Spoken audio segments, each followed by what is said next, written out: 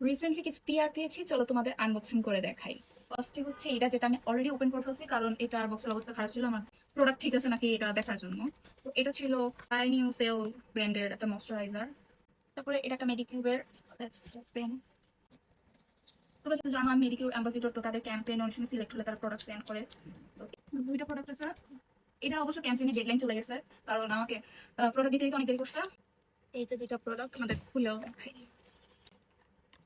এটা হচ্ছে ফেসের পিএস শট, এটা হচ্ছে বডি পিওর শট। নেক্সট হচ্ছে পিওয়াইকে ব্র্যান্ডের। বাহ, এটা ড্যামেজ করে ফেলছে ভাই। প্রোডাক্ট বের হয়ে গেছে, এটা আমার সমস্যা না, এখানে প্যাকেটটা পর্যন্ত ছিঁড়ে গেছে। বাই দ্য ওয়ে, এখানে যারা তিনটা প্রোডাক্ট সেন্ড করছে আর আমাদের দুইটা সেম টাইপের টোনার দিছে, টাইপের না, দুইটা সেমই টোনার। আর মজার বিষয় হইতেছে আমার টোনার শেষ হয়ে গেছে recently, and I got a toner free. মিডিকিউবার একটা বল বাকি আছে, লেটস ওপেন দিস ওয়ান। এখানে তিনটা প্রোডাক্ট রয়েছে, এর মধ্যে দুইটা প্রোডাক্ট আগে ইউজ করছি। তোমার Medicube PDRN and pink pink peptide serum, এটা আমি অলরেডি ইউজ করছি, তো যেটা অলরেডি শেষ হয়ে গেছে।